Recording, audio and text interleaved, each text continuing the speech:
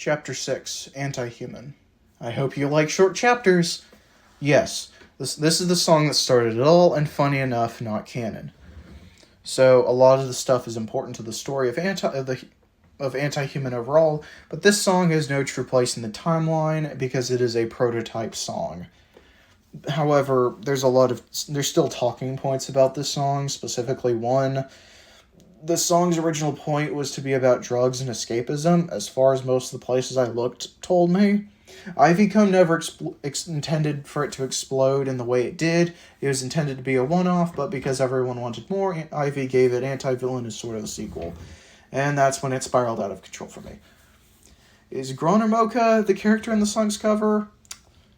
It's both, technically. As far as Love Cut V is concerned, they said it's basically Gron, because it was originally Mocha, but they forgot to add the cheek swirls, so it just turned into Gron. Yep. In the Antihuman lore album, the song is always at the end, even when the Ringmaster was uploaded, because obviously there was never a place for it. However, one important thing to note is the Fury fountain mix, which I think I referred to in a previous part of the chapter in the script, but I don't know. It's basically a drink and injectable substance, sort of like plasmids in BioShock, and unfortunately BioShock Infinite. God bless your soul if you know, and I envy you if you don't know. Anyways, we're gonna just move on to the next chapter, because this one was pretty short. Chapter 7, Y2K, The Odd One Out. So this is how it begins. Half the song is just about late 1999 and the panic of transitioning into the next millennium.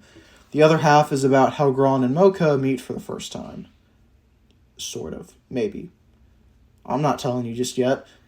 Now, for a bit of context, Y2K did say that they weren't going to handle the story in a linear way. They were going to tell parts out of order, and this is important because the plot of Y2K animation feels disjointed. Funny enough, probably because it is. On a first watch, the plot seems random and just there to be there. But the way I see it, after going through this nightmare of a journey, to be honest, it was kind of fun, is that this is a trailer of sorts. Looking at what happens in the video sort of visualizes what Gron says in Anti-Villain. This would also explain why the songs are ordered in a strange way. The opening shots are of Gron reading the newspaper, using lipstick to place swirls on his face, akin to Mocha's for some reason. Love Cut V just said that he was fucking around, which are green like his eyes, as opposed to Mocha's cyan eyes, and thus swirls, and him sitting down at his desk in a chair with the letter G, looking villainous and smiling. Oddly, after seeing a poster of Mocha that says missing. You can tell it's Mocha because the swirls on the individual are cyan. Also, someone gives Gron the lipstick, and I can safely say who it probably is. Gron definitely didn't place those swirls there himself because the hands are sharp, unlike his poofy paws, which bestowed the fuck did I write? Anyways, the next shot shows Central Tower through a window, followed up by us seeing Mocha get out of bed in a bed with the G at the head of it. What? Okay, so I have an idea. Dangerous, I know, but this video mainly takes place in Antihuman Inc. My reasoning for this is the fact that no one gets in or out as stated by Mocha's journal. I think that Gron and Morale are holding Mocha captive in Antihuman Inc., which is why we see the missing person poster of Mocha at the start of the video, and after seeing the poster, Gron smiles.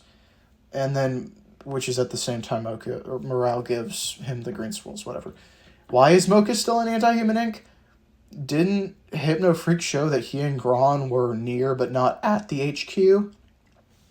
Well, there are other companies and places in Central Tower as I've previously stated, so they could have never left the building while still being close to Antihuman Inc.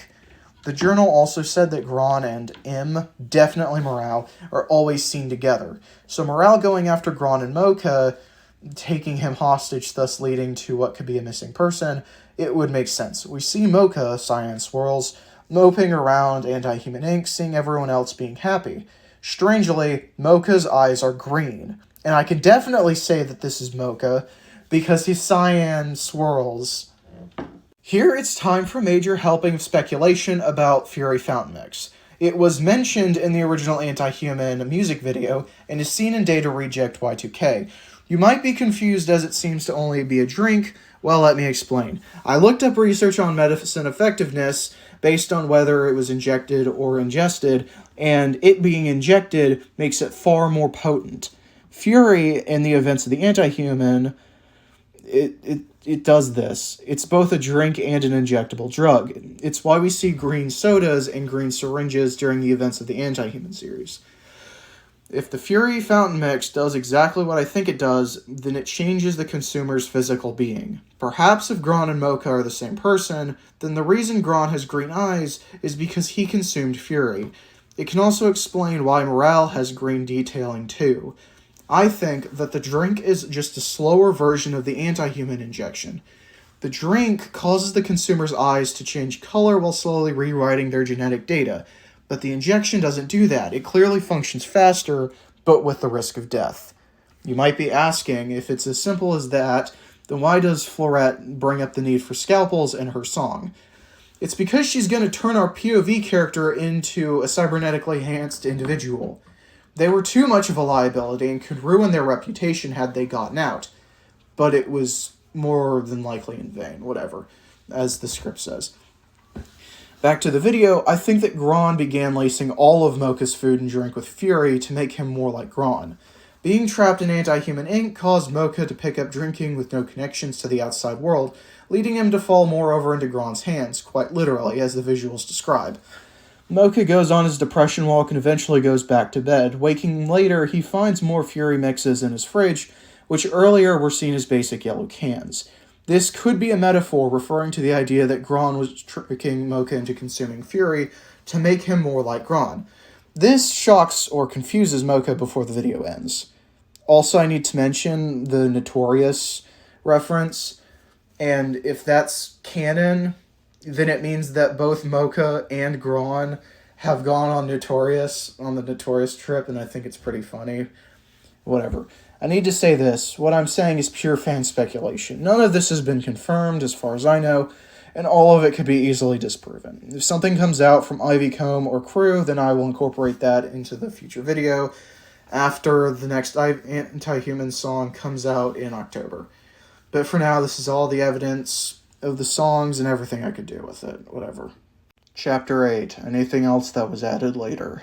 This part of the video is dedicated to all the extra stuff that I found or wasn't part of any of the music videos. This stuff is still important, but we only know so much about it. And here I have listed Morale, Daryl Candy, who was featured in one of the Y2K streams, and Stupendium's character. Central Tower has a bunch of businesses. Antihuman was a pharmaceutical company. Yeah, this chapter was definitely just a notebook, notes page. Also, Y2K did joke that Hypnofreak was non-canon, and it kind of sent me spiraling for like 20 seconds. I also originally thought that Morale was Florette, but that wasn't the case. Why did I include this part? This was just the note